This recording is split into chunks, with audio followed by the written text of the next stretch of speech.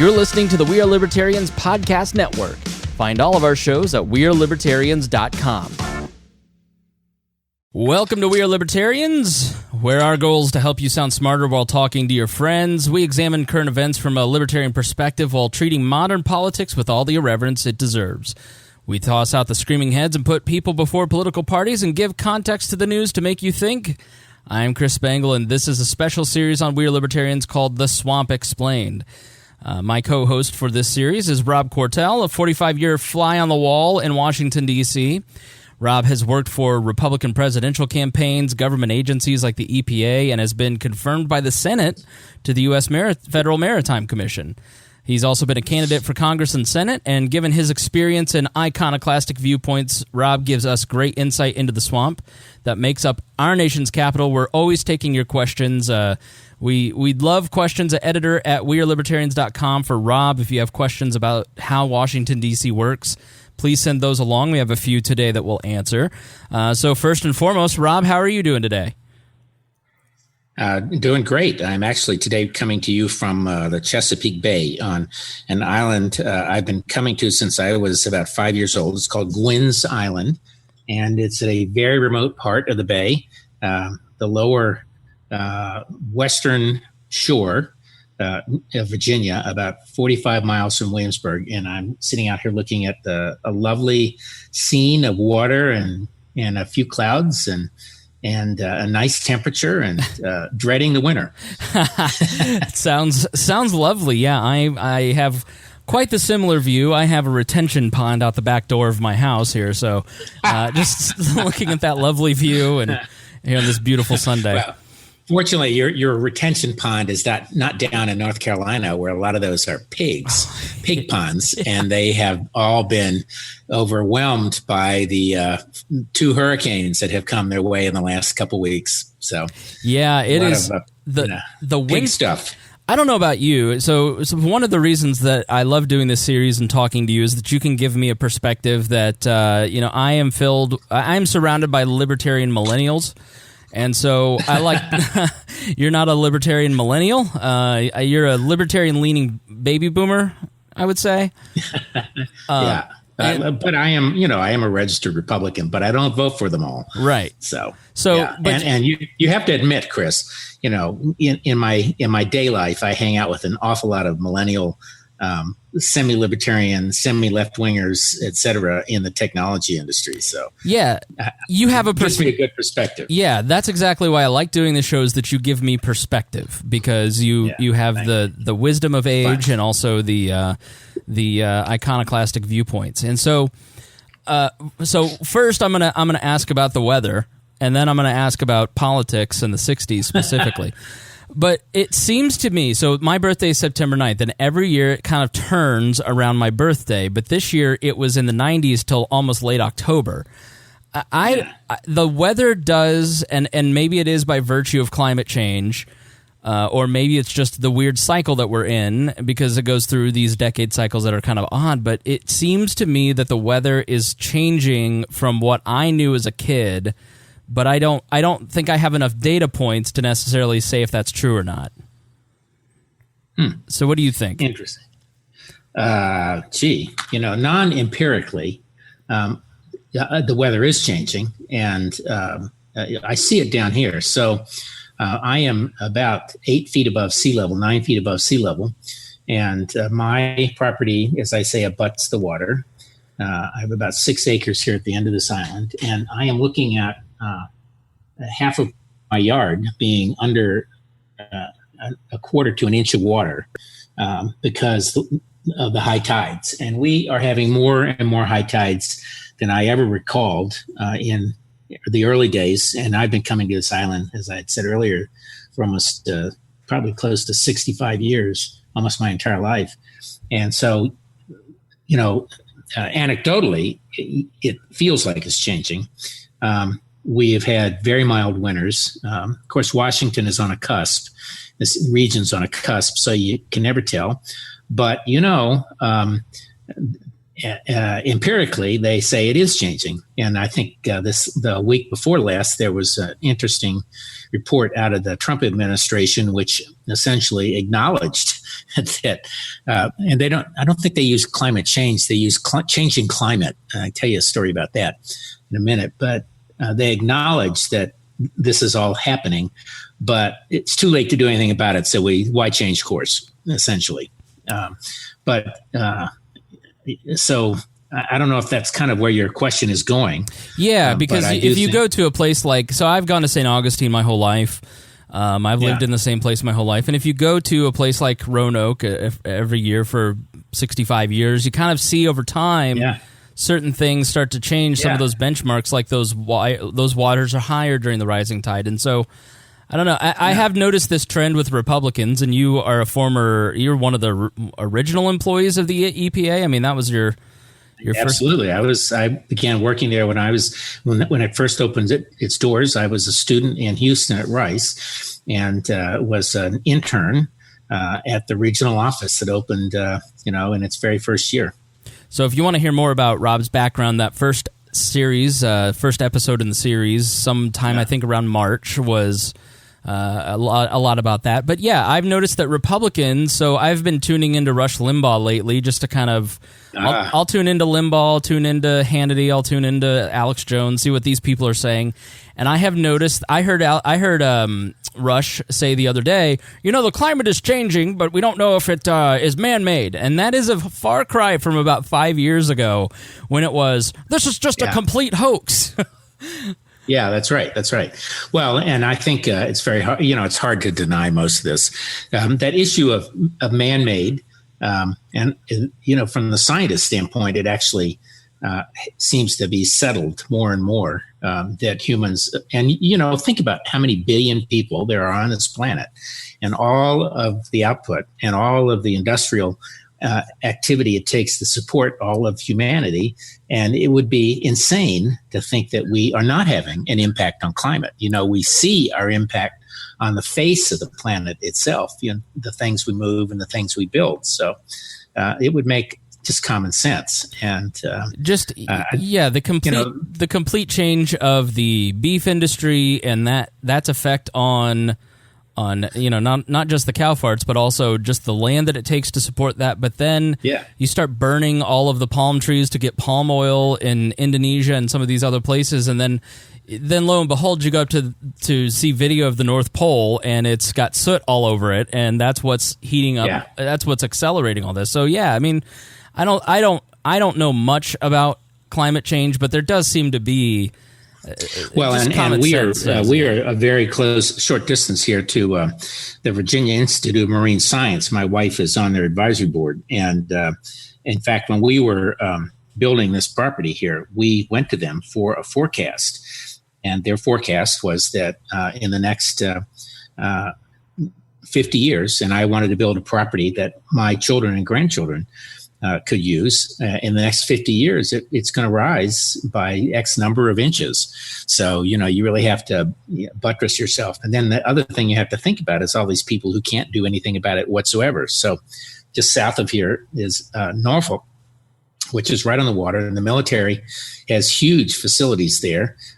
About a year ago, I was invited to attend a conference put on by the military on. They could not call it climate change. It was called the effect of changing climate on military readiness and support. And there was a holdover Assistant Secretary of Defense, a woman who was very, very good, who pointed out that use of that phrase, changing climate.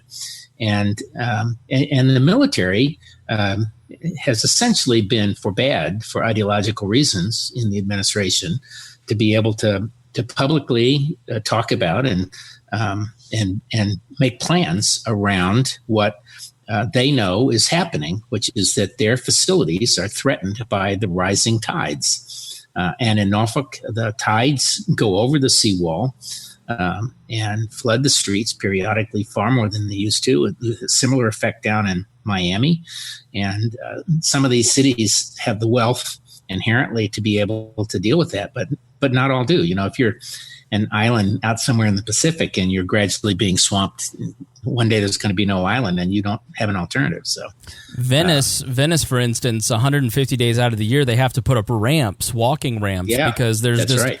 Because now there's nowhere to walk. But I do think this is a military. This is a defense issue, and they recognize that 5 or 10 years ago. Of all the institutions in Washington that don't get enough due for reasons of their inherent worth, I think the military is one of those. My experience over the years, and remember, I came of age during Vietnam, and so everybody sort of hated the military, and a lot of my friends and others who were vets came back, and they were kind of reviled because the war was so reviled.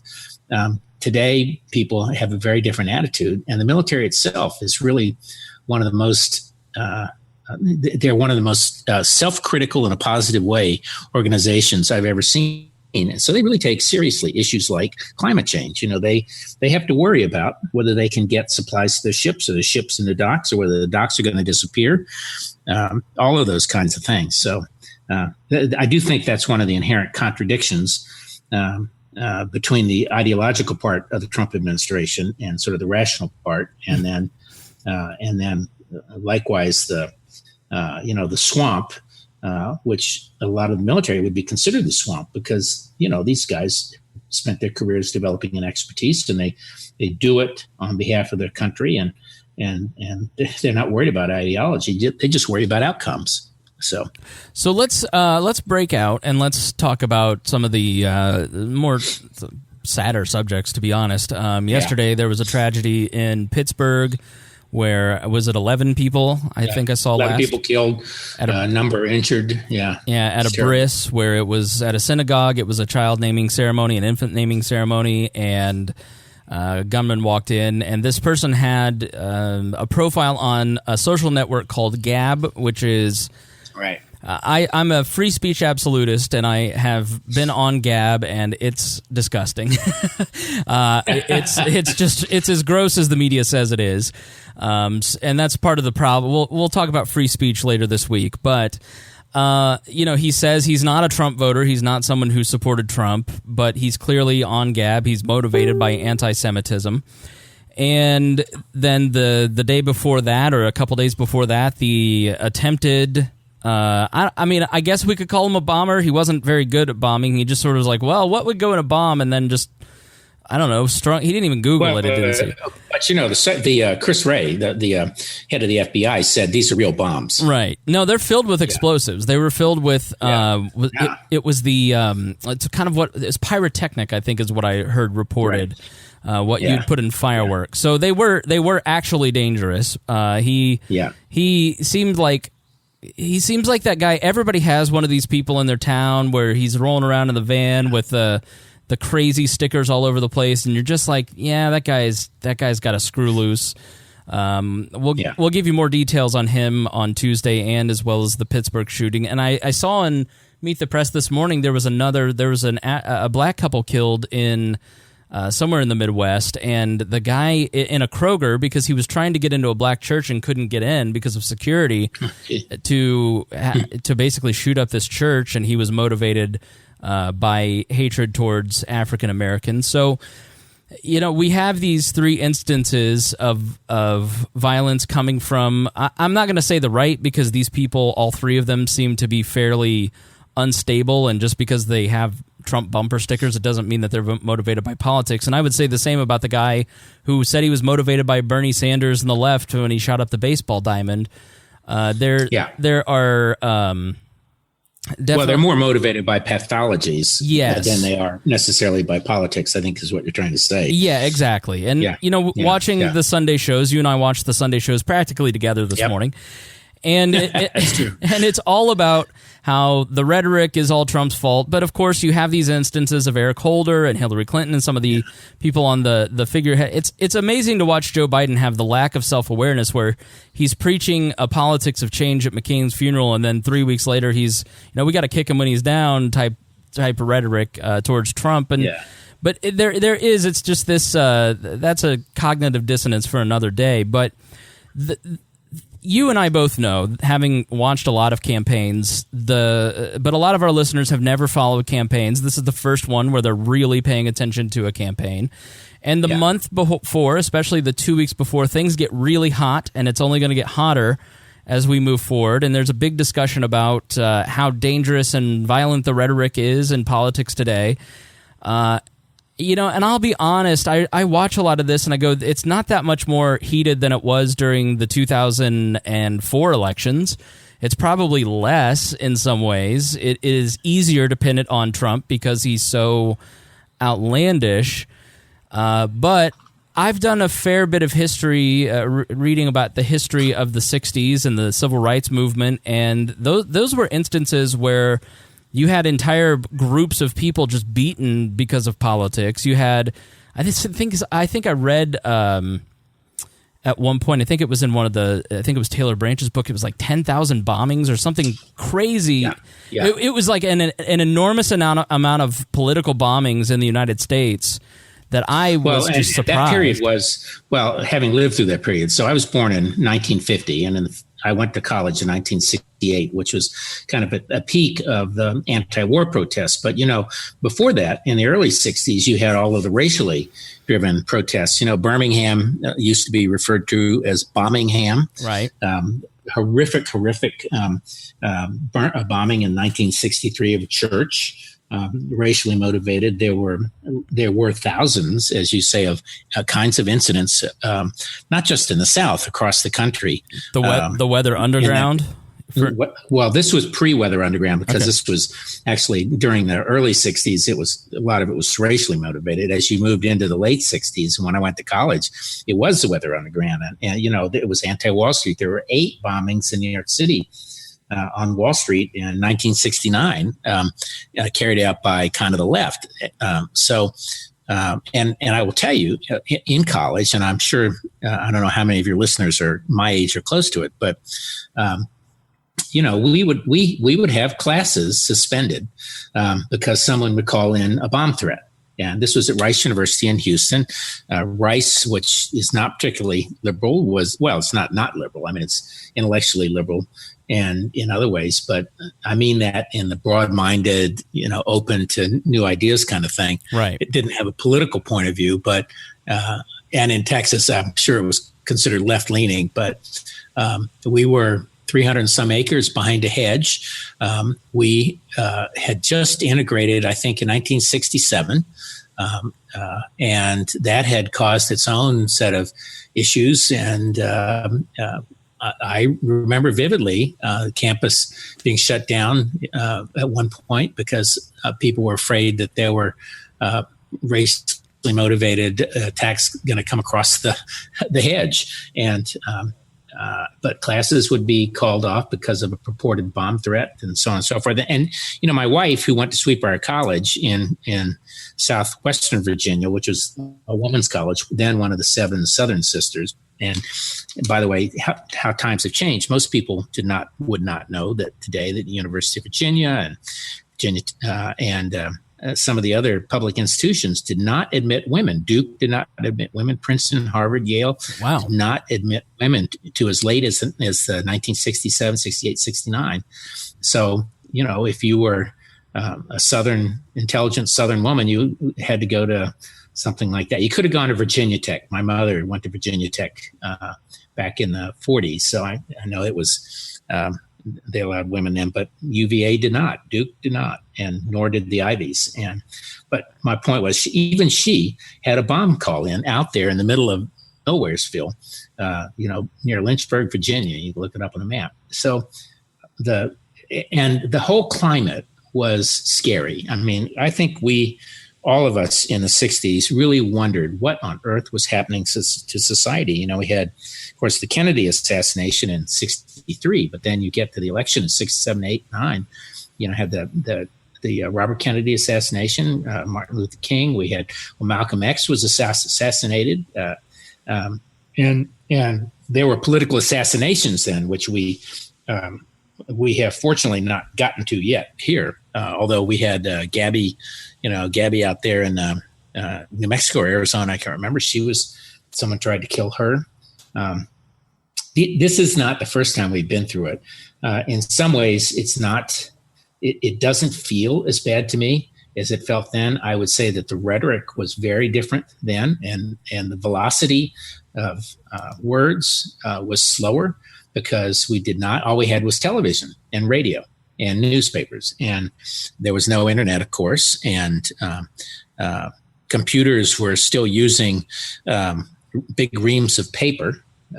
Those were the days when, if you're going to do a computer program, you did it on IBM 1620 or some other. Well, Rice had its own computers they'd built, but and you would put your code on Hollerith cards, these little cards, and type it in a big clunky machines and put it in a shoebox and race it down and before midnight, and they would batch process everything, and you get big sheets of paper telling you what was different. So that was what it was like.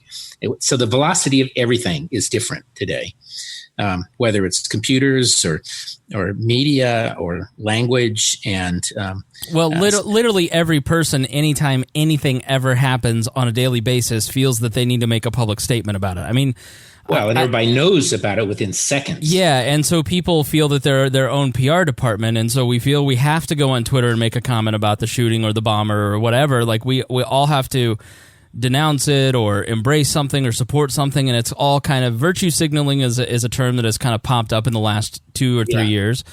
And it's a lot about social proof. Am I in the in group or am I in the out group? And do I wear being in the out group as a badge of honor? And so it is. It is a situation where everybody's talking about everything, and usually from a very ill-informed place. And from if you read Jonathan Haidt's book on religion and politics and why it The Righteous Mind, that's what it's called. He basically is Twitter is essentially just apes grunting at each other.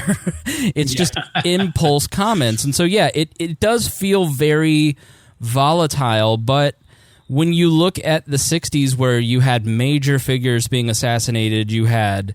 we had race riots. We had the Watts riots. Vietnam. Yeah, we had anti-Vietnam riots. We had, we went from race riots to anti-war riots and all of that. Now, the other thing that I do think, and this does not excuse, we should not excuse any of this at all. I do think, and this is not a criticism of Trump, of which we have many on this show, but his reaction to me, he was asked a gun control question either this morning or yesterday, and his response was, I think if these people had been able to have a guard in the synagogue, that this might not have happened. And of course, that's been read to say, as Trump's first statement was about guns. And I am no fan, as you know, but that was not his first, that was a leading question. And of course, it's been recontextualized in the media, I think, and in a way that's not. That's a good way of saying really propaganda, accurate. Yeah. So that's not exactly right. They probably shouldn't do that. But I think the other question is really, how much can you do about this? The reality is we have 340, 50 million, 60 million people now. And if 0.001% of the population is criminally pathological and wants to do something like that, that is still 360,000 people. Yeah. And so every one of those is magnified beyond its particular meaning to something else. And of course, people are sort of right that language and rhetoric and the politics, I think, has an effect, but I don't think it's causal necessarily. Well, people have this feeling that if someone disagrees with me, it's violence. Everybody's a little too sensitive. Yeah, that's right. Yeah. Well, I'm sure I've told you the story before that my kids. I think millennials, you millennials have a different view of things. But when my kids and I would get into some form of disagreement when they were younger, and I'm thinking I'm just being intense, they're saying, "Stop yelling at me! Stop yelling at me!" Right. And I'm thinking, well, if I were yelling, you would know it. But I do think some of these things are hard to. It's all very hard to grasp. It's all terrible just in and of itself. But But I have to say that I think the 60s were a much more terrifying period for Americans. It felt as if it was complete political instability, racial divides, economic. The war tore people apart, and I think a lot of our differences today are more magnified than they, in fact, actually are, and they're magnified in a way that makes them it's convenient to handle things as being left or right. Yes, it's very the internet is very simplistic. For as in depth as you can go on a show like this, social media everybody's just so. Like, there's a joke on the show that I work for during the daytime that Charlie Daniels is blind and that Roy Orbison is blind, and it's just purely silly because they're not blind. And I'll get these letters like, I researched this for 3 hours and you're giving out false information. It's like, you're listening to a comedy show. It's a joke. Like, everybody's just so literal and straightforward. And so it's let me get it down to the most simplistic thing. And I think we're kind of being drugged down by the lowest common denominator, the people who can't think in a complex way.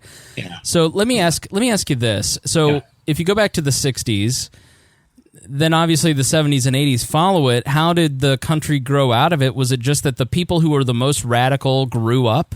Because the people who are the most radical right now are the Gen Z kids or the younger millennials, the kids who are in Antifa are all in their early 20s. I mean, do those people just grow up and change and, they're Bill Ayers and all of a sudden they're friends with Obama on educational boards and, and they just sort of over time change their stripes? How did the country grow out of that period and change? Well, that's a really interesting question. And I'm not a sociologist, as you know, but experientially, if you think back,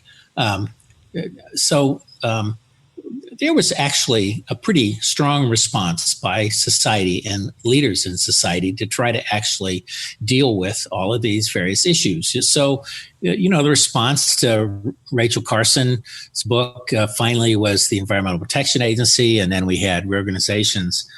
Nixon was, for all of his many faults, and Watergate was the really first modern president and the guy to think about how to manage. We talked about this once before, that OMB, Office of Management and Budget, used to be a whole bunch of people managing and trying to do best practices across the government. And now it's mainly bean counters. So there was a real attempt for society to actually address some of these questions. I think affirmative action, love it or hate it. These were people trying to figure out, what do you do about this? And I think that some of the more radical forces on left and right became isolated enough that that you could actually extract from that isolation what the actual issue was and try to deal with it. The war essentially ended in Vietnam, and Nixon ended that in 1973, I guess, was when we finally pulled out for something like that. There were other exogenous things going on, with the moon launch. We landed on the moon in 1968. People forget that. And that was considered that was such a national boost in ego and feeling of accomplishment in the midst of all this other stuff going on. 1969, I guess that was. So I do think that society reacted by trying to address issues. And I think, in fact, that life is a lot better for most people today. Not saying it's what it should be for everyone, but there does seem to be less an ability among the political class to try to figure out how to split the difference and move ahead at least 3 feet if you can't move ahead 10 feet.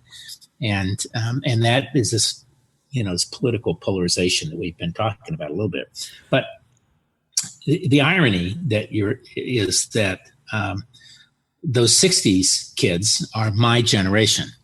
And when you look at who votes today and who votes relatively conservatively and who is voting for Trump, a lot of those people are the people who grew up in that period. So Now, many of those are not the radicals. And remember, the radicals then were a small group on either side. They just caused a lot of noise and dislocation periodically. There is a whole category of people who are Vietnam veterans or families who were affected by that, so on and so forth. So I think you're right. People do grow out of it, but it is ironic that that generation is probably the more conservative voter set today. The one that, free love and free marijuana, in the 60s. Well, I wonder. I think there are definite contractions, and it mirrors just in an individual's life. Where I'll get too far ahead of my skis and then crash and then go, whoa, I need to get my senses together. I need to get a grip, and I need to focus on what's important. And I feel like we're headed towards that moment where we're having a collective. We are not these people, and everybody's kind of looking for change. And we were talking about growing number of independents and people looking for different options. And I really do feel like we're on the brink. I look at it kind of optimistically in some ways, that we're on the brink of we're having growing pains. Just like the 60s, you had growing pains as you brought women and minorities into society and stop using the government to prevent them from having freedom, I guess is the way to put it. Right. And I feel like we're in the middle of a massive change in the workforce, in the way that we communicate, in every aspect of our life. And so there are a lot of growing pains right now, but on the other end of that, you end up with a society that has worked some kinks out. And so people are starting to think more independently.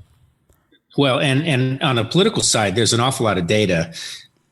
You and I were talking earlier about this polarization, the country split down the middle. We have, it's what is it? It's 40, probably 49 to 47, and a couple points in the middle, and one side or the other. And I'm guessing that if you sort of numerized everybody and their points of view, what you would find is that people agree with each other. And Pew has done some research here, and we might be able to get some of that data for our next session. But what you'll find is that most people find themselves just a few inches away from the center on everything and can accept or agree within some boundary with about 90% of everyone else. And the problem is that that doesn't make for very good winning politically. To win politically, you got to get people to say, I'm on this side or that side. So to me, I think there's an aspect of this so-called polarization which is not real. I think it's man-made, and I don't mean that in the way that they would say that it's rhetoric and everything else. I think it's man-made in the sense that you have to divide in order to win. I'll tell you exactly. And go ahead if I'm cutting you off. No. Okay. No. Just a thought. Just a editor's note. When you wrestle with the mic, we can hear that. So just be aware of that. Doing this show, and I've worked in radio since 2004, and politics or radio. And so when you're doing media, when you're doing anything that builds an audience or you're trying to grow a community, there's two ways to do it. You can just do the hard work and grind and be very thoughtful and very detailed and produce a product that nobody else is doing, or you can be kind of outrageous and get attention for yourself and be a flash. And what I've learned over time is that flash will always get you a bigger audience quickly, but it doesn't last because it eventually destroys you. I think the way to look at this is like Tommy Lauren or Milo Yiannopoulos. Those people are inherently more exciting for people to watch. There's always a lot more eyeballs on them, but at the end of the day, it's not as exciting as maybe maybe even a Tom Woods podcast or something. So when you're looking at how to do, and if you listen to every episode of We Are Libertarians, you hear this. Over the years, we've gone back and forth between, all right, let's do the cheap and easy, sugary diet type of broadcasting, or let's feed you a proper meal that's going to make you a healthier person. And so there's always that tension, I think, and that's part of what people love Trump, because Trump is reality TV. But Mitch Daniels is what you really need in government, and Mitch Daniels is so boring. Not Donald Trump, right. And so what plays in media is not centrism. Like, you roll your eyes at Michael Smerconish, you love to laugh at Donald Trump. It's a lot of it I place on not just corporate media, but what we choose to consume. We're training the behavior of politicians, media corporations, by what we choose to actually consume in any area. And so that's a big part of the problem. So yeah, I agree. I think most people, if they have a conversation with each other, they agree on a ton of things. Treat people fairly, don't steal their stuff, but that's not good TV. And so that, I think, is a huge part of the problem. Yeah. Well, and you mentioned the so-called boring politicians. I do think we've talked about this before, one of the big ironies, and the title of this is Drain the Swamp. One of the big ironies here is that there's not a lot of draining going on, because there are not a lot of Trump people in office yet, because they haven't nominated most of them. So the government is still being run by the professional swamp denizens. So in some respects, fortunately. Yeah, so do you want to talk about midterms, or should we ask that question about the swamp and then talk about... well, I guess either way, I'm happy to go however you want to go. All right, let's segue into the swamp, and then we can do our midterm predictions towards the end here. Yeah. You are a prognosticator of foremost ability, so I want to make sure that we get you on record in case we don't talk before the election. So... Ryan Lindsay in the Facebook group, and if you're not in our Facebook group, please go join it. And while you're visiting wearelibertarians.com to find that link, make sure that you sign up for all the other social networks in case we disappear. Right. Ryan asks, has Trump had any meaningful effect on the swamp? Yeah. So that's a good question, and you have to divide it, in my view, into two parts.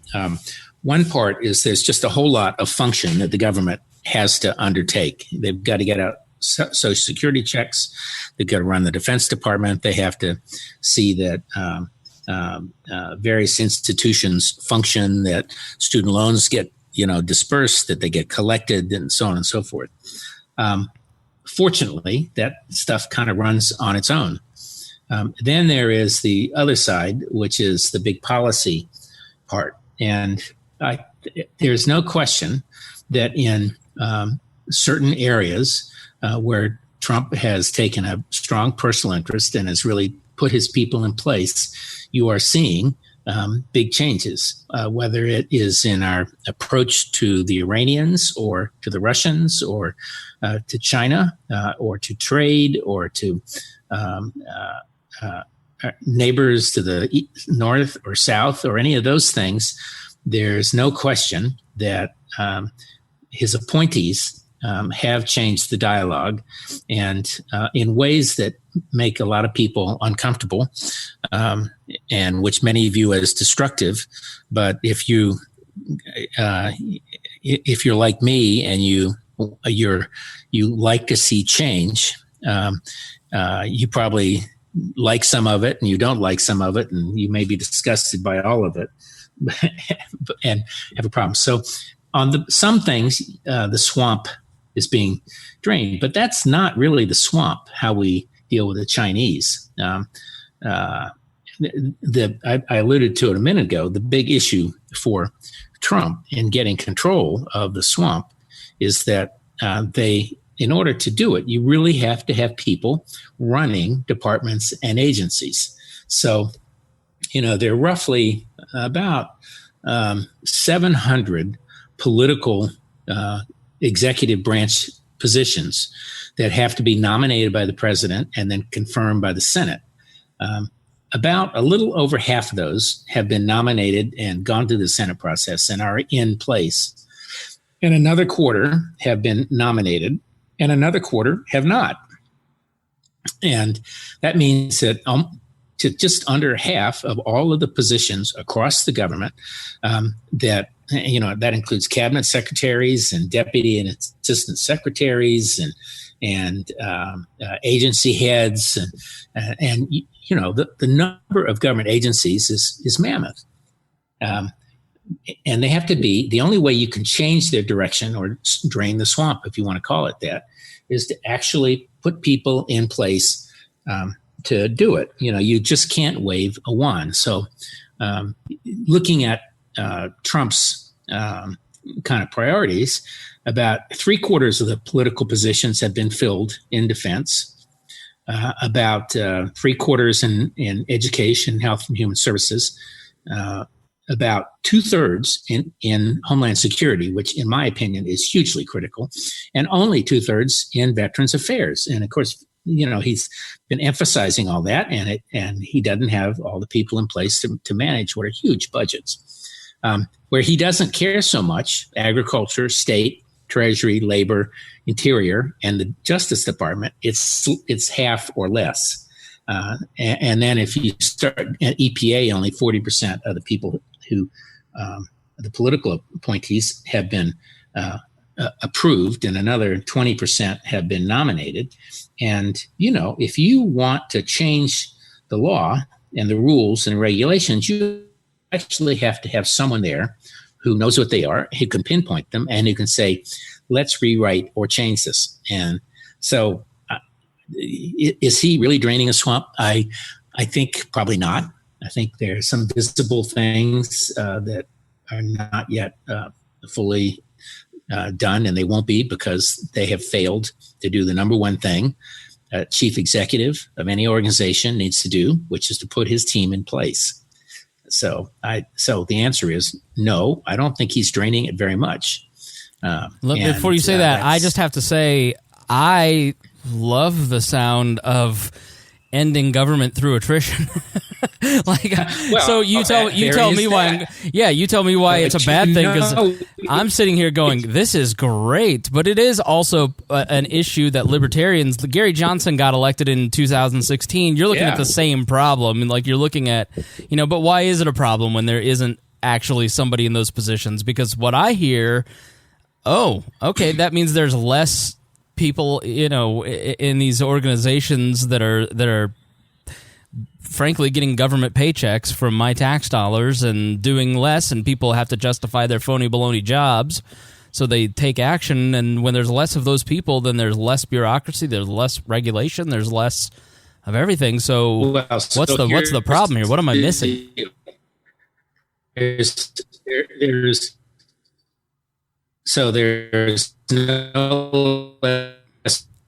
regulation. Hold on, Rob. You're going to have to say that again. No less bureaucracy. The bureaucracy is work every day. So this is there is not less regulation, and there is not less bureaucracy, for the simple reason that the bureaucracy is in place. These are professional civil servants. They go to work every day.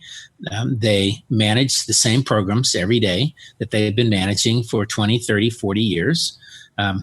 Under regulations that were written in the Obama administration and the Bush administration, the Clinton administration, and on.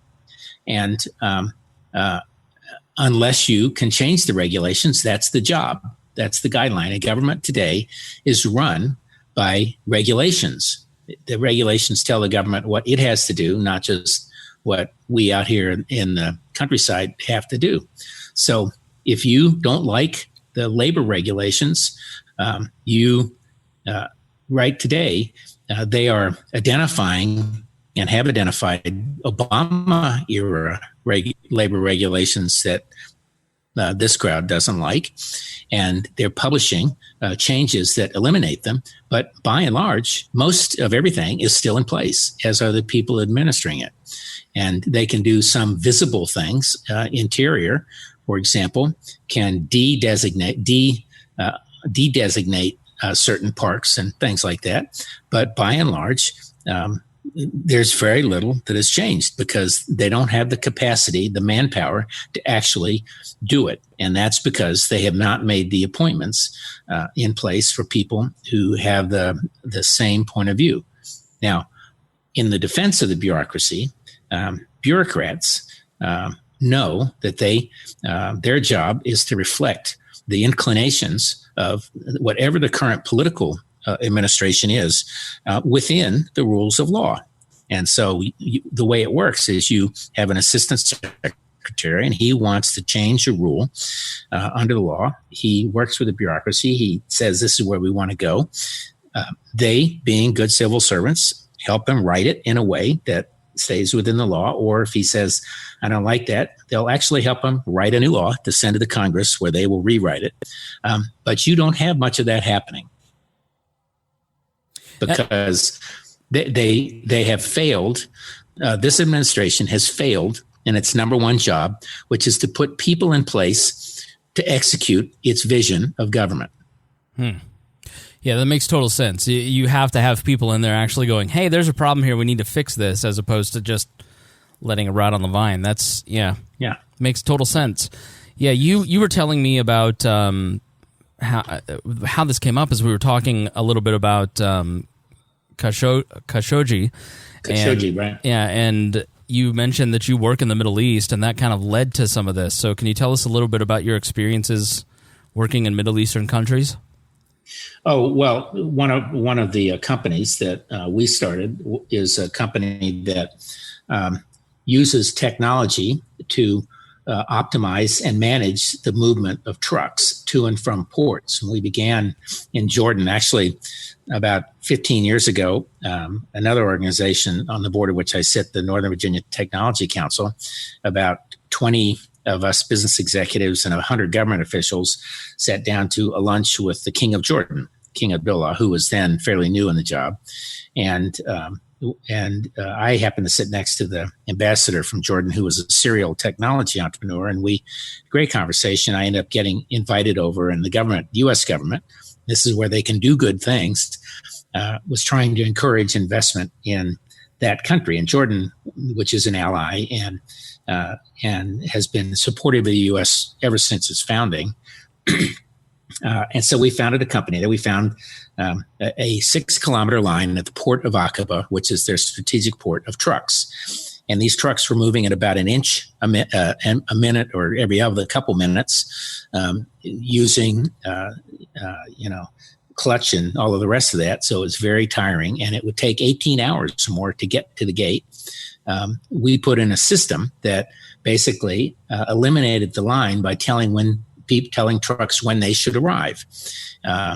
So if you've ever been in an airplane flying from one city to another and you're on a schedule, sometimes you just sit there longer than you think, and they put you in the air. And what's going on is there's a technology operating there that's trying to make sure that your plane lands at your destination exactly as another plane pulls out of a slot. And if you run into a thunderstorm and you go around it and you're delayed by 5 minutes, that slot you had rolls over to someone else, and you get the next one. And these things happen automatically. And, if you end up circling in the air, that's a failure of the system. It wastes fuel. You have to dump it. Et cetera, et cetera. So we do that with trucks. And some years ago, the Iraqi government approached us because the line is gone. There are no lines in Jordan. And for every dollar we take out in fees and revenues, that creates $20 of gross domestic product for Jordan by increasing the velocity of their transportation and business. And we're now doing that in Iraq. And, Iraq is a very difficult environment. It took us 7 years to get everything up and running, and all that's going well. And as I was telling you also, Chris, we're losing about $2 million a year right now. The transportation minister there is diverting about 1 in 4 of our trucks, and we get paid for every truck that goes through the gate, and all 100% are supposed to go through it. But now they've just had elections. And so we believe that the new government is going to be less corrupt than the old one. Kind of the way this is, and of course we're looking at Saudi Arabia as a potential place to go, and other countries across the Middle East and North Africa. And political stability is something you do want to see. And this Khashoggi thing has, I think, probably affected all of that. It was I understand the conference over in Saudi Arabia was obviously less well attended by named people, and I think companies will keep doing business, but it's under a cloud, and that country is not quite. It's not in the least bit democratic. Jordan has elections. Iraq has elections. They've just finished their third election post-war, and they have a new government, and it's a technocratic government. Even the Iranians have elections. They don't get to pick who gets to run. Actually, the mullahs have a veto, but even there, the election outcome is not always predictable. So there is a form of democracy going on there where people are able to express their opinion. I mean, it's not like we have that much of a different system. You kind of like the choices in November were pre-selected by parties, and I don't mean people who went to primaries. I mean, here in Indiana, it's a guy named Bob Grand who runs the biggest law firm in the city. Like, he's the one who's really choosing who's going to control the state. I mean, so we're a bit more free than all those countries. We can still elect a Donald Trump. You know what I'm saying? Yeah, well, that's right. And believe me, he was not picked by the leadership of the country. No, that's for sure. Yeah, he was picked by the vagaries of the Electoral College, right? And 47% of the population. So, and that's the way it works. We have a government in Turkey. In Turkey, the Erdogan government, I think, has now won 3 elections. The first one, maybe 4. The first one, they only had about 35% of the vote. But the way they work there is that unless you hit 10%, if I recall, I think it's 10%, all of those votes get thrown out, and your votes get dispersed among the other political parties. And enough of those happened that they were able to get over the 50% line in the first election, even though they only received 35 or so percent. And then the second election, they had more because, of course, they controlled the political levers. And then by the third election, they controlled all the levers, including the press, which is no longer free there. So different form. Yeah. They, but boy, when the press isn't free in Saudi Arabia, do they make a noise? Yeah. Now, one thing I will say, this is about the swamp, right? And the draining it and then explaining it, and the explaining part of this. So when we ran into these issues in Iraq with the government and a government minister, I had no problem at all contacting the people in the department, the United States Department of State, and the ambassador, and giving our story. And they all became advocates. And the ambassador to Iraq and the ambassador to Jordan, and the one became the other. The ambassador to Jordan later became the ambassador to Iraq, and now he's in the private sector. These are people who are actually professional State Department civil servant equivalents. They are people who have built their careers there. And in certain instances, you want to have people who actually know what they're doing, as opposed to are there because they gave the president $1 million and want the social cachet of being an ambassador. So in places like the Middle East, those are professional ambassadors. And that is the swamp that, everybody complains about. But I will say, as a business guy, I am very thankful that these guys were there. This one in particular, Stuart Jones, is just fabulous, and his successors have been great. And they will sit down and listen to you directly, and they bring their staff in, and they will follow up, and they have done it consistently. And we've actually been able to work with the Iraqi ambassador to the United States, 3 of them. And the problem is there has been a corrupt transportation minister. Everybody knows he's corrupt. There's only so much you can do about it. And now we have in Iraq a new government, which is technocratic. It was elected. It took them 6 or 8 months after the elections to figure it out.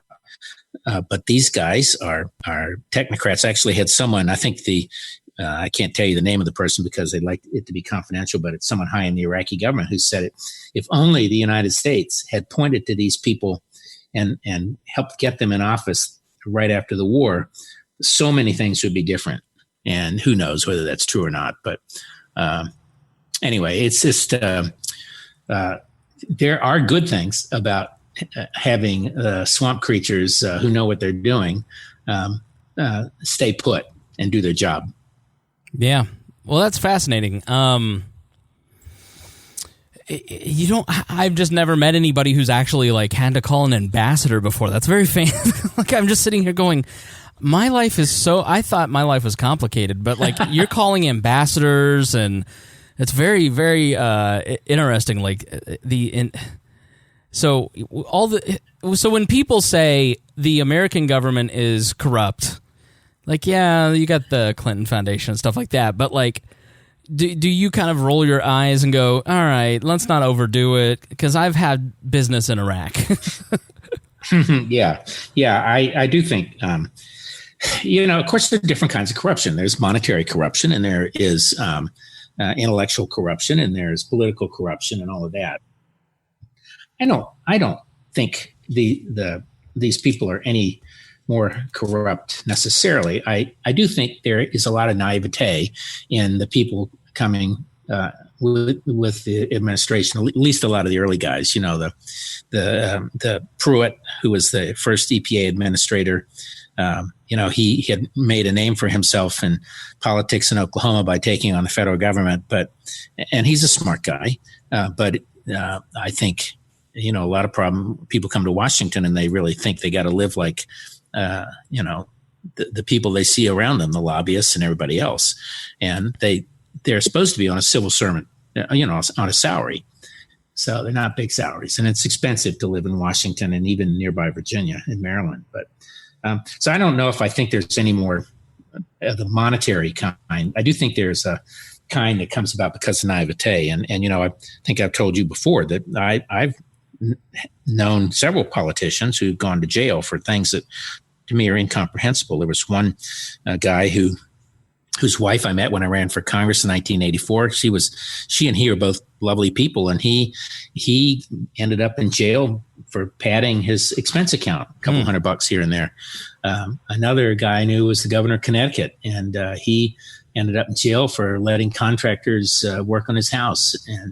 And of course, then, Ted Stevens, who was a senator from Alaska, was convicted, although it was eventually overturned for essentially the same kind of thing.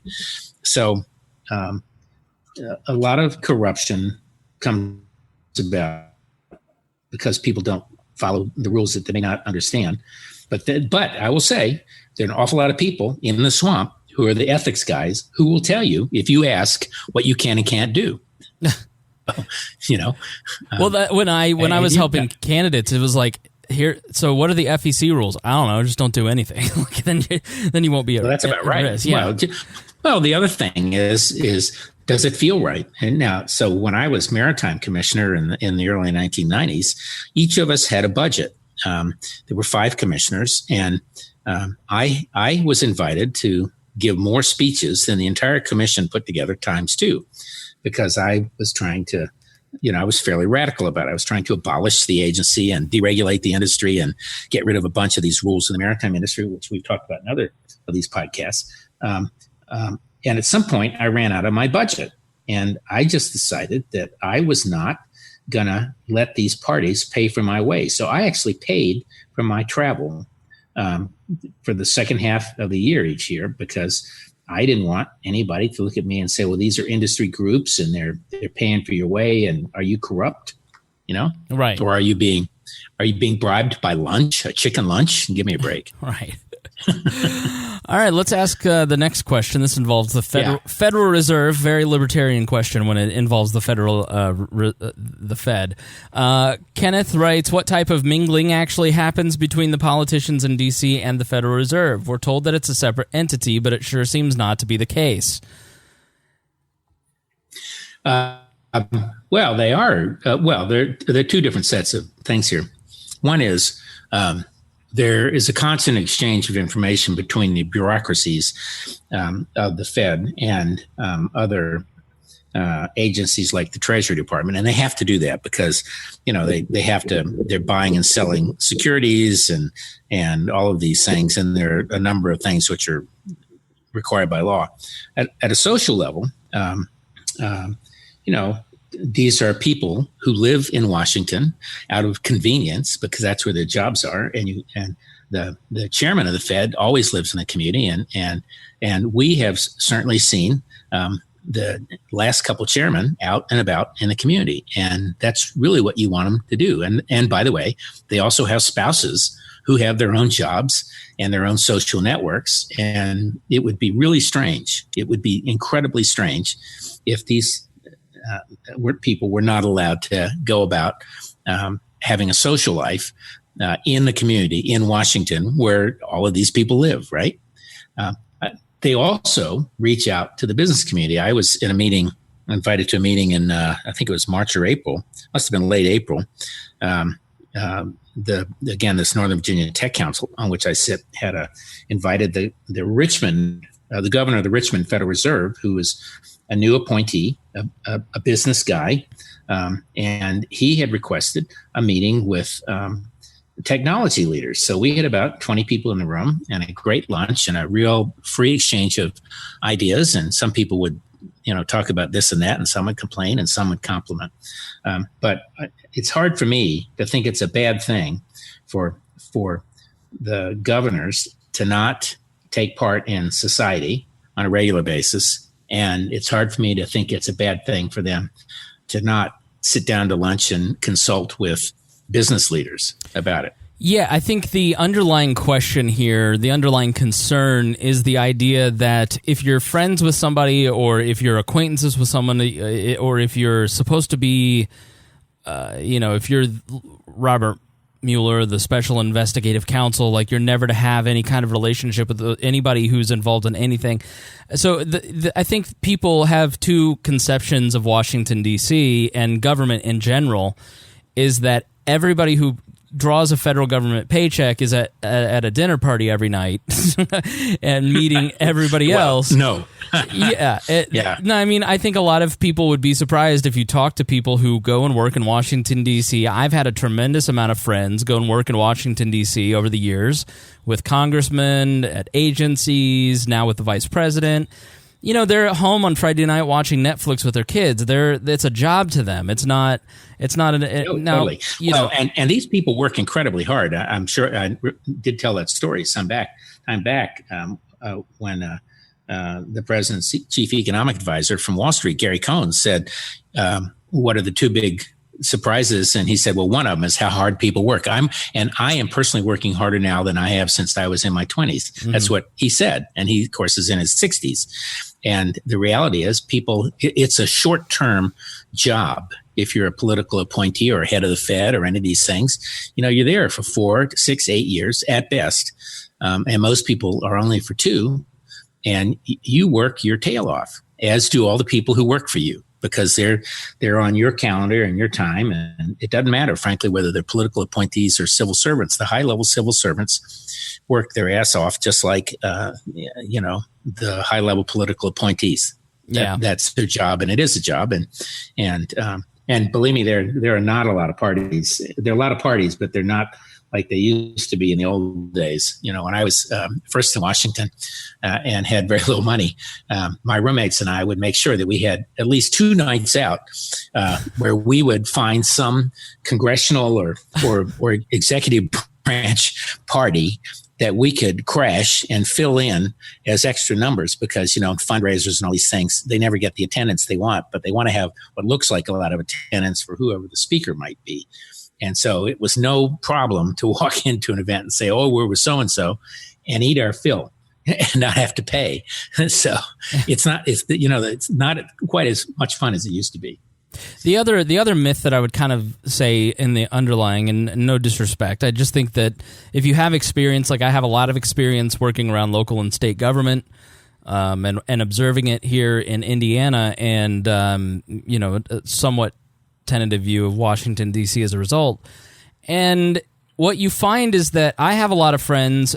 So I have a lot of friends who worked in the opposite party. I would go to lunch when I was the Libertarian Party executive director of Indiana. I would go to lunch with Republican state party or Democratic state party people, and you'd swap information and you'd talk to people and you'd find out. And it was essential intelligence gathering, but it was also a way for you to go, wow, this is a person. This is kind of the best time of any campaign season, because the candidates go to debates with each other, and then these people that they have demonized for so long now are like people that they're having to talk to in a green room, and they're meeting their wives, and the campaign manager that they hate is actually like a nice guy.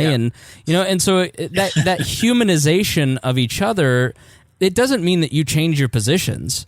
It means that you treat the other side a lot differently, and you have more of an open-hearted position as opposed to a hard-hearted position, which in life is just a better way to operate. It's much less intense, and it's really not a bad thing for people to get together and talk when they're competition, or even if it's there's supposed to be a wall there.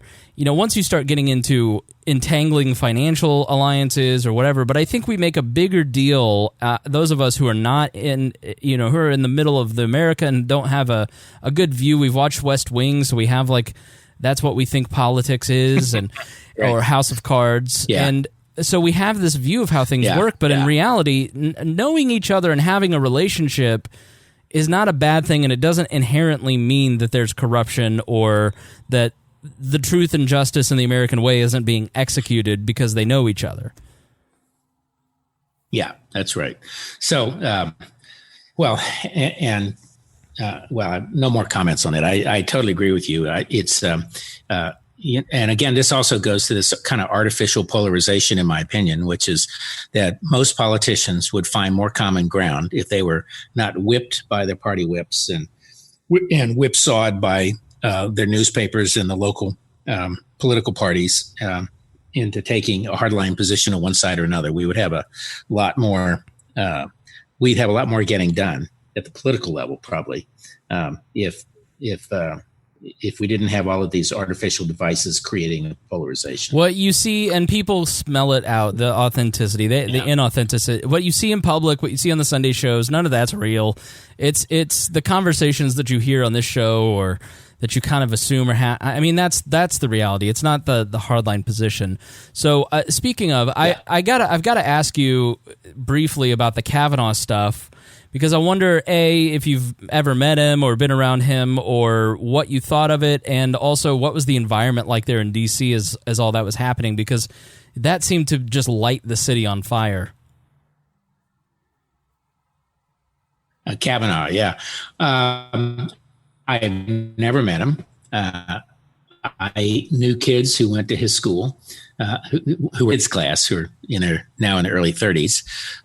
The school certainly had a reputation, at least when my kids were there. They didn't go to that school; they went to another private school. But when they were in high school, 15, 17 years ago, the school, absolutely, these boys' schools had a reputation. So I will say it whipsawed everybody. My wife would not discuss it with me, nor would my daughter, because, you can't, it's hard not to get into a conversation about it without having to take a kind of a polarized position. And my own view partly was that I know personally, I don't think she was lying. And I think most people would say that, although I think she was probably traumatized by the event, and therefore it was magnified in some ways. And that's rational. I don't think he was lying in the sense that if he was the kid who was doing it, how on earth would you remember it 36 years later? And he was probably blottoed anyway, so he didn't remember it, even though he said he never got drunk like that. So I think both people are good people and all that. I think for personally, the thing that made me and many of my friends uncomfortable was his very kind of impolitic rebuttal at the end, an attack on the senators, which felt really out of place and really not very judicially tempered in the sense of a guy who's going to have to, at some point, review the laws that these very people have passed. It felt inappropriate, and I think is why one of the retired justices came out and opposed him. On the other hand, I just went to my 50th high school reunion in Orlando, Florida, a class of 686 people. I have physically seen only 2 people from my class in all that time, and maybe had email contact with 3 others, only a handful of times. And I went back thinking about, oh my God, am I going to know any of these people? And, you have probably been to your 10th or 15th reunion, if that much, but we all walked around with name tags that had our high school photo on it and our name in big letters so you could read it. And people would reach down and look at your name tag 3 inches from their nose, and they'd say, "Oh, I know you." And, and I know I did the same frequently. And even though I had not thought about or remembered any of these people in all of that 50 years or had contact, the fact that you knew them came flooding back, but you could not remember anything. I could not remember anything about any event except the semi-traumatic ones. Like there's a guy who I was friends with. He was president of one of the clubs, and my last encounter with him, he grabbed me by my shirt and said, "Stay away from my girlfriend," and threatened to clobber me. And I saw him there, and obviously he thought I was trying to make time with his girlfriend. And I saw him there and I said, "Hi, we haven't talked, and my last recollection was this." And he said, "Really? I don't remember that at all. I can't believe I did it." And I remembered it. So, and he had ended up marrying her. So I think trying to remember what happened, even if you had a primitive calendar, 36 or 26 or 50 years, earlier, is just, I think that's really problematic. So I think in the end, and I've noticed that a lot of the press, even the left side of the press, has been saying this, a couple people recently, it's that it really came down to kind of a due process question. These things may or may not have been true, but, you can't prove it and you can't disprove it. And no matter what you do. So I think in the end, that's essentially what Susan Collins said.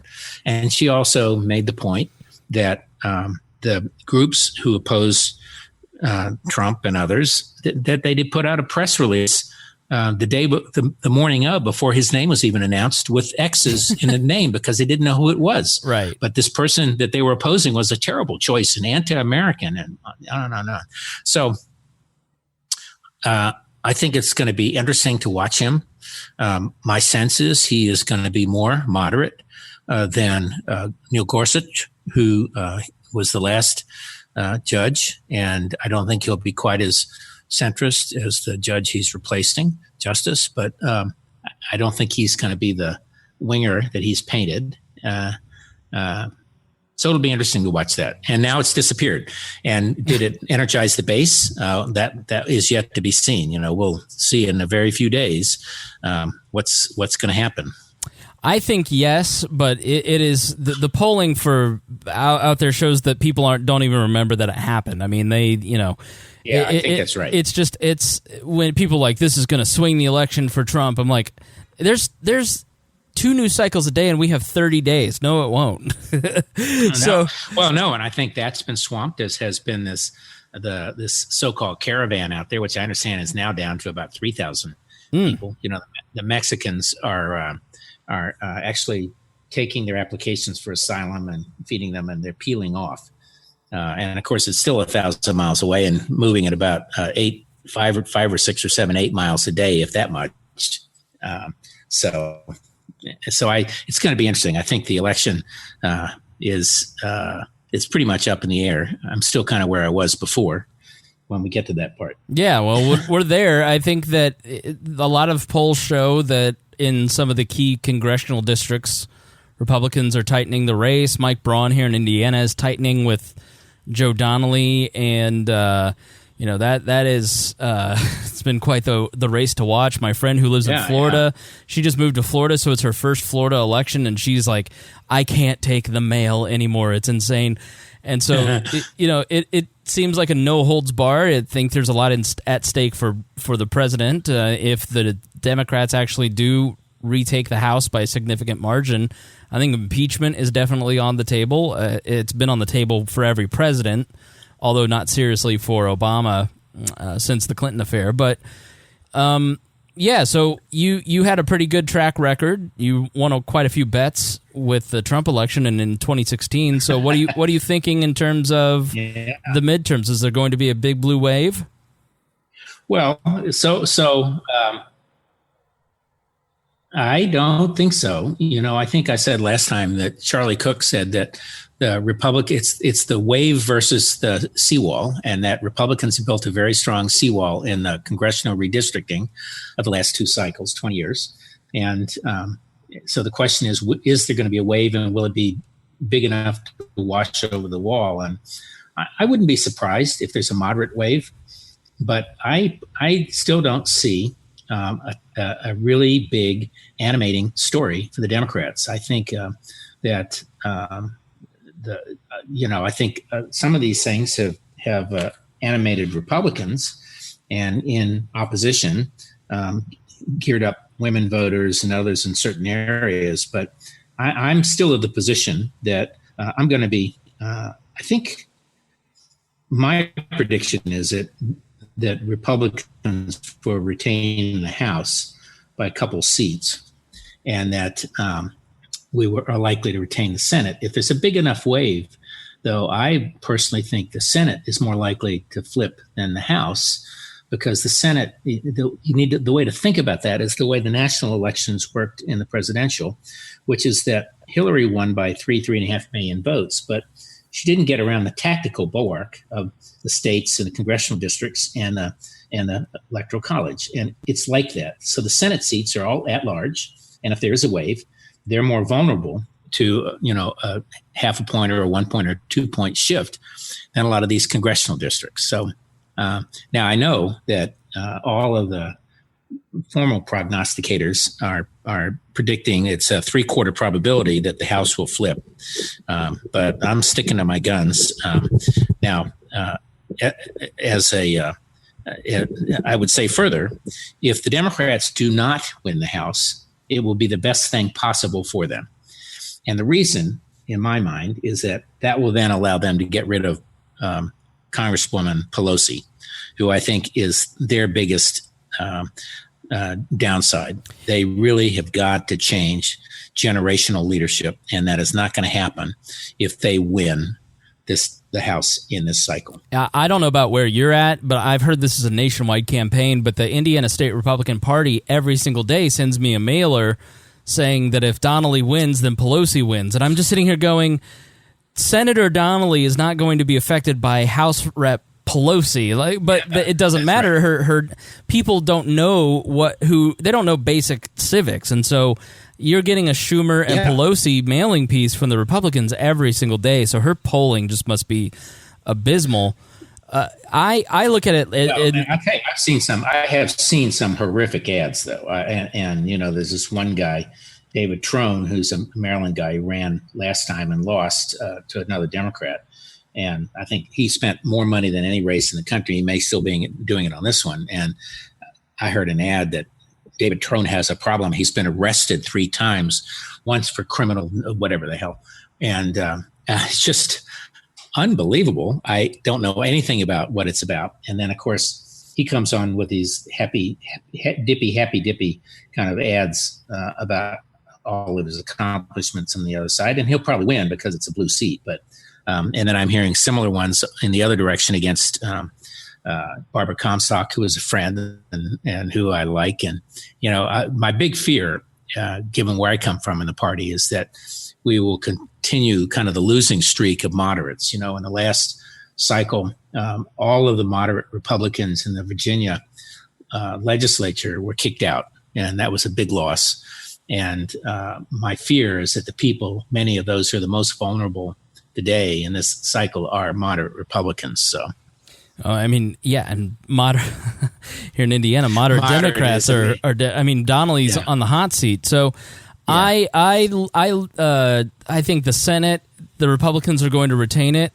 And I can't. Yeah, I think that's probably right. Yeah, I can't predict the House because I haven't dug into the individual districts and looked at the Cook political report and read what's going on, and it really matters what's on the ground. But I will say that the increased voter turnout, I think Trump has done a good job of convincing Republicans that every election from here on out is about survival.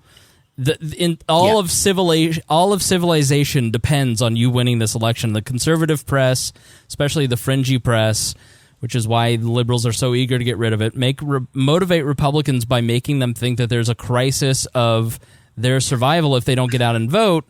And I was talking to a Democratic friend on the House, and he was like, "Okay, yeah, right. The left controls everything. We're not in control.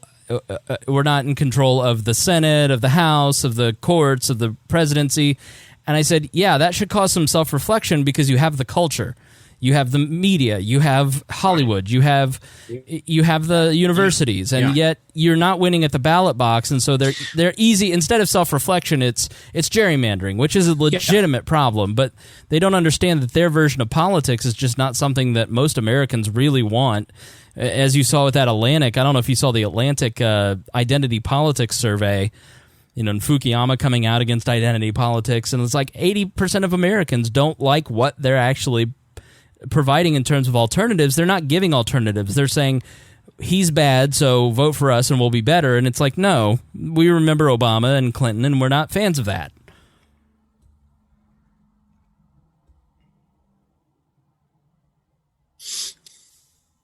So, all right, well, I guess I've left you speechless. You did. I completely lost your signal. That's okay. One of the problems of living down here. You might have to edit this little section for everybody. Yeah, I might leave it in because anyway, it was kind of funny.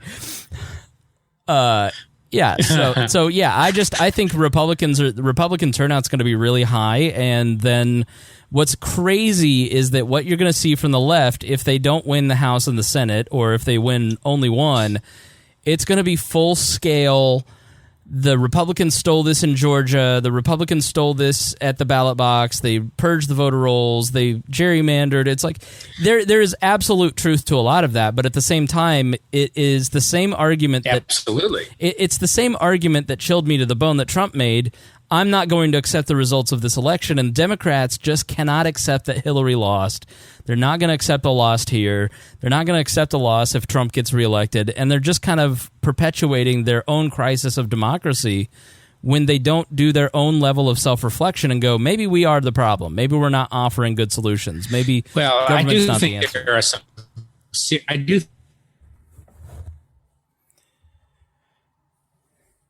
Hello? I think we may have lost the signal here.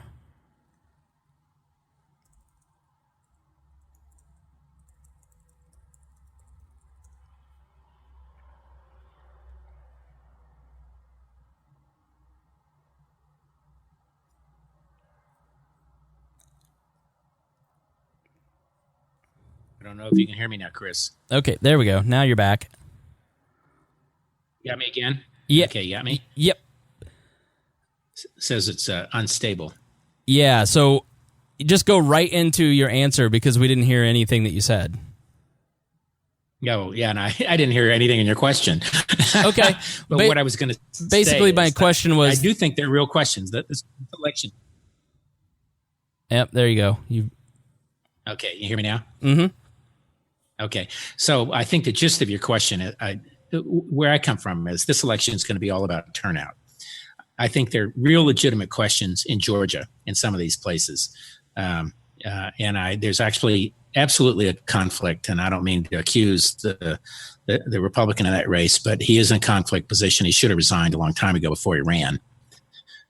So it is about turnout. I don't think the Democrats have a lot of animating issues. I think you're right. Republican and Democrat turnout is going to go up. I think the big issue is, are there going to be more suburban women and that and I mean that as a broad demographic who come out, and that's going to be interesting. I mentioned the moderate Republicans.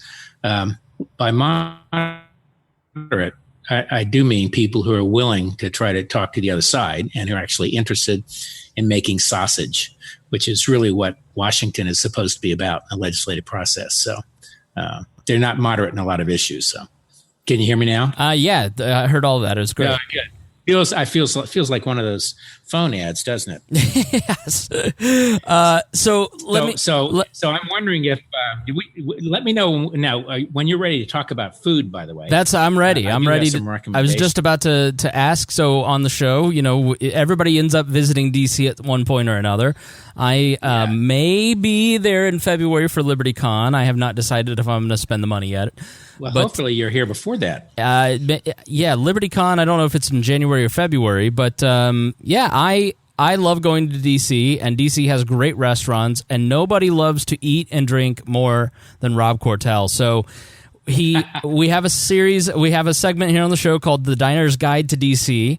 And so with that, without further ado, please explain to the folks what your recommendations for food, drink, entertainment are when they visit the nation's capital. Well, what I'm going to do today is actually recommend that folks go to a website called Bib Gourmand, Gourmand. So the Michelin, I'm sure you've all heard of Michelin stars. Michelin, of course, gives stars to really highly rated restaurants, and we have a number of those in Washington. But for most people, what you really want to look for is what they call their Bib Gourmand, BIB, Gourmand. And they added 19 new restaurants in Washington to their list of 21 or so from the year before. So Washington is finally being recognized for having some really good and interesting food. And these are restaurants which are, by definition, affordable. You can you have to be able to order 2 courses and a glass of wine or dessert for $40 or less. And so they include a Filipino restaurant, Bad Saint, and Chili Chilcano, one Chloe, which is fabulous down at the waterfront. There's a vegan restaurant, Fancy Radish. Just a whole lot of very interesting restaurants. So you want to go to a website called DCist.com /2018/Bib_Gourmand_2018_DC. Or just go to DCist.com and look for Bib Gourmand. And that'll give you a really good starting place. Excellent. Yeah, if you send me that link, I'll put it in the description, and then people can just go press the button. We'll do it. Yeah. We'll do it. All right. Very good. So any final thoughts on this episode for the folks out there in America? I'm not taking bets on this election, but I am still predicting the houses will not change. That's a bold prediction. Right. All right. Rob, thanks so much. It's been great to talk to you. And then hopefully we'll get to talk here in the next couple weeks and do a little recap of what happened. Dissect this next week. Yeah, exactly. All right. Well, we will talk to you soon, and thanks so much. All right. Thanks. You have a good one.